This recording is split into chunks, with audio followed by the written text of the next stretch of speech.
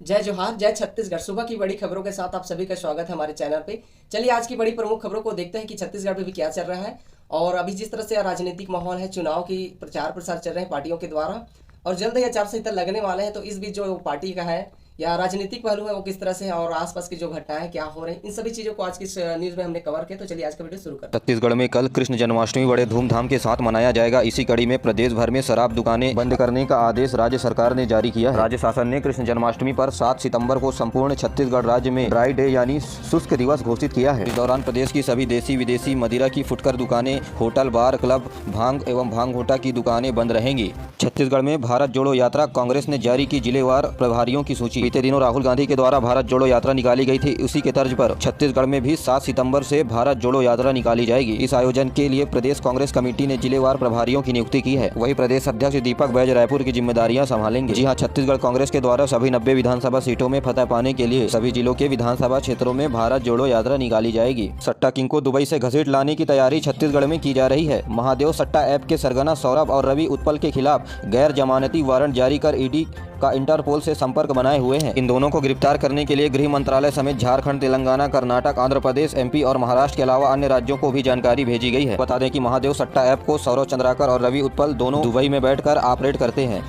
छत्तीसगढ़ में रोज 5 करोड़ से ऊपर बिक रही है बुखार उतारने वाली पैरासीटामोल। चलते हुए मौसम के साथ बीमारियों का भी पैटर्न बदल गया है। छत्तीसगढ़ में कोरोना, डेंगू से आई फ्लू के बाद अब मौसमी बीमारी के चपेट में आ गया है। वायरल फीवर मौसम बदलने के कारण तेजी से फैल रहा है। पिछले 3 महीने में प्रदेश का दवा बाजार 12% बढ़ गया है। हर रोज 10 करोड़ रुपए की एंटीबायोटिक दवाइयां बिक रही है। वहीं 5 करोड़ रुपए के पैरासीटामोल की बिक्री हर दिन हो रही है। पूरे राज्य में लगभग 300 करोड़ रुपए से ज्यादा के दवाइयों का कारोबार हो रहा है। तो इस अवधि में देश की बात करें तो कुल कारोबार 2,20,000 करोड़ रुपए का है। छत्तीसगढ़ में नवा रायपुर को प्रदेश का सबसे बड़ा होलसेल कॉरिडोर बनाया जा रहा है। इस कॉरिडोर में 8,000 से ज्यादा होलसेल की दुकानें होंगी। जी आपको बता दें कि प्रदेश के सबसे बड़े होलसेल कॉरिडोर का उद्घाटन मुख्यमंत्री भूपेश बघेल के द्वारा अगले सप्ताह किया जाएगा। प्रस्तावित होलसेल कॉरिडोर में सड़क, बिजली, पानी, अस्पताल, बैंक, वाहन पार्किंग, फूड जोन जैसी तमाम सुविधाएं भी उपलब्ध होंगी। यह कॉरिडोर 1083 एकड़ के जमीन पर बनाया जाएगा, जहाँ 90 तरह का कारोबार हो सकेगा। छत्तीसगढ़ में बड़े पैमाने पर हुए ट्रांसफर 25 टीआई, 32 सब इंस्पेक्टर और 20 असिस्टेंट सब इंस्पेक्टर एवं प्रधान आरक्षकों समेत आरक्षकों का तबादला हुआ। यहाँ छत्तीसगढ़ पुलिस विभाग ने बड़े पैमाने पर अधिकारियों और कर्मचारियों का तबादला किया है। इस जंबो लिस्ट को डीजीपी अशोक जुनेजा के द्वारा जारी किया गया।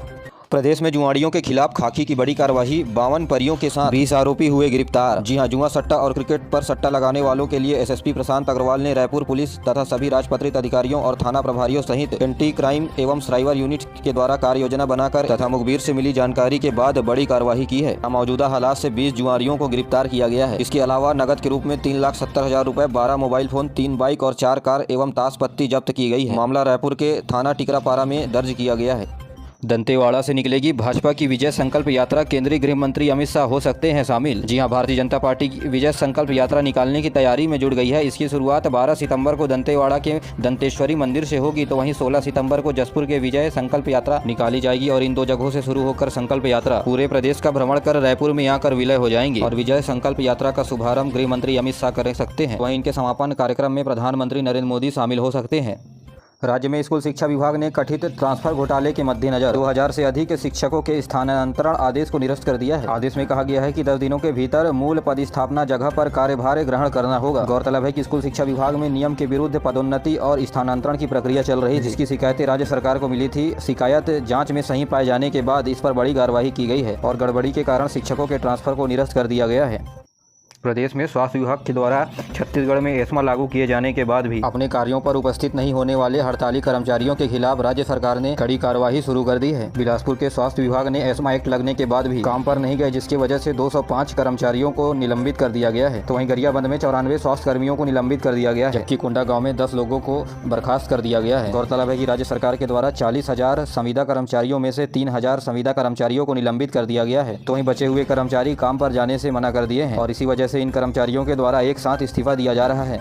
रायपुर की रहने वाली ट्रेनी एयर होस्टेस की मुंबई में हुई हत्या। मुंबई के न्यू राजेंद्र नगर में रहने वाली ट्रेनी एयर होस्टेस की मुंबई में हत्या से हड़कंप मच गया। युवती की लाश मुंबई के पास पवई में एक अपार्टमेंट में मिली। इस युवती का नाम रूपल उर्गे था। तो वहीं पवई पुलिस और क्राइम ब्रांच के अधिकारी मौके पर पहुंचकर आगे की जाँच शुरू कर दी है। छत्तीसगढ़ राज्य ग्रामीण बैंक ने मनाया 11वां स्थापना दिवस। ग्राहकों के लिए शुरू की गई कई सुविधाएं। बैंक के द्वारा दूरस्थ क्षेत्रों के लिए दिए जा रहे माइक्रो ATM पेमेंट जो आधार बेस होता है उसका शुभारंभ किया गया। इसके अलावा सेवा युक्तों के लिए नई सुविधा टेलीमेडिसिन एंड कंसल्टेशन का भी शुभारंभ किया गया। जहरीली शराब पीने से 3 भाइयों की मौत। इलाके में मचा हड़कंप। यहाँ प्रदेश के जांजगीर चांपा से बड़ी खबर है। अकलतरा के ग्राम पसहरी बाना में जहरीली शराब पीने से 3 भाइयों की मौत हो गई। पुलिस मामले की जांच कर रही है, जिससे परिवार में मातम का माहौल बन गया है। MA छत्तीसगढ़ी छात्र संगठन ने राष्ट्रपति द्रौपदी मुर्मू से की मुलाकात। छत्तीसगढ़ी भाषा को 8वीं अनुसूची में शामिल करने की रखी मांग। बता दें कि MA छत्तीसगढ़ी छात्र संगठन के पदाधिकारियों ने राष्ट्रपति को पत्र भेजकर समय मांगा था। स्वीकार करते हुए राष्ट्रपति द्रौपदी मुर्मू ने रायपुर प्रवास के दौरान मिलने का समय दिया था। संगठन के अध्यक्ष ऋतुराज साहू ने बताया कि पूर्व में ही राज्य की भाषा छत्तीसगढ़ी को 8वीं अनुसूची में शामिल करने के लिए राष्ट्रपति को एक चिट्ठी लिखकर अवगत कराया गया था। मतलब है कि राज्य की भाषा छत्तीसगढ़ी अब तक 8वीं अनुसूची में शामिल नहीं है। लंबे समय से शामिल करने की मांग की जा रही है। बता दें कि भारत के संविधान की 8वीं अनुसूची में 22 भाषाओं को जगह दिया गया है, जो राष्ट्रीय भाषा के तौर पर विख्यात हुई। बता दें कि छत्तीसगढ़ी भाषा का हिंदी व्याकरण की तरह छत्तीसगढ़ी व्याकरण भी है। इसलिए छत्तीसगढ़ी भाषा राजकीय भाषा बनने के लिए अपना मजबूत दावेदारी रखती है।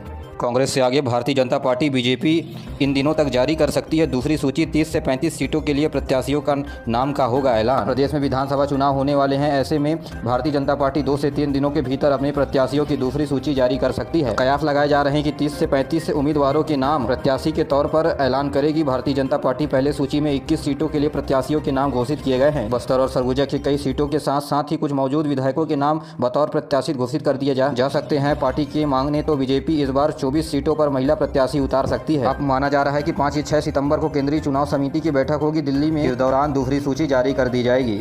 39,000 बच्चों के मौत के मामले में राज्य सरकार के खिलाफ जांच के आदेश दिए हैं। आयोग के अध्यक्ष प्रियंका कानूंगो ने छत्तीसगढ़ के मुख्य सचिव को पत्र लिखकर इस पूरे मामले की 7 दिनों के भीतर जांच कराकर बाल संरक्षण आयोग को इसकी रिपोर्ट भेजने को कहा है। गौरतलब है कि सांसद अरुण साव के नेतृत्व। और अब पेश है मौसम का हाल। अगले 24 घंटे के दौरान दुर्ग, रायपुर और बिलासपुर संभाग में भारी से अति भारी बारिश होने की चेतावनी जारी की गई है। मौसम विभाग के अनुसार बंगाल की खाड़ी से लेकर झारखंड के ऊपर मानसून का द्रोणिका बना हुआ है। इसके अलावा चक्रवाती घेरा भी मौजूद है, जिसके कारण सुकमा और बस्तर जिले में भारी बारिश से अति भारी बारिश होने की संभावनाएं हैं। वहीं बिलासपुर और सरगुजा संभाग में हल्की से मध्यम वर्षा हो सकती है। मौसम विभाग के द्वारा जारी आदेश के मुताबिक धमतरी, गरियाबंद, बस्तर, कोंडागांव और कांकेर जिले के कुछ जगहों पर आज सुबह 8:30 बजे तक भारी बारिश होने का अलर्ट है। वहीं बीते 3 दिनों में प्रदेश के अंबिकापुर, जसपुर और बलरामपुर जिले की कई जगहों पर। छत्तीसगढ़ में इलेक्ट्रिक वाहनों के प्रति बढ़ रहा है लोगों का रुझान। प्रदेश में अब तक 71,000 से ज्यादा गाड़ियां हो चुकी हैं रजिस्टर्ड। जी हां, छत्तीसगढ़ सरकार की इलेक्ट्रॉनिक वाहन नीति के तहत राज्य में इलेक्ट्रॉनिक वाहनों की बिक्री लगातार बढ़ोतरी हो रही है। परिवहन विभाग के अंतर्गत राज्य में इलेक्ट्रिक वाहन नीति 2022 के बाद अब तक 71,736 इलेक्ट्रिक वाहन पंजीकृत हो चुके हैं। आपको बता दें कि यदि कोई व्यक्ति इलेक्ट्रिक वाहन खरीदता है तो राज्य सरकार के द्वारा उसे 10% अधिकतम छूट दिया जाता है। इस सब्सिडी के लाभ लेने वाले सबसे ज्यादा लाभार्थी रायपुर जिले के हैं। दूसरे नंबर पर दुर्ग तो तीसरे नंबर पर बिलासपुर जैसे शहर इलेक्ट्रिक वाहन खरीदी के मामले में शामिल हैं।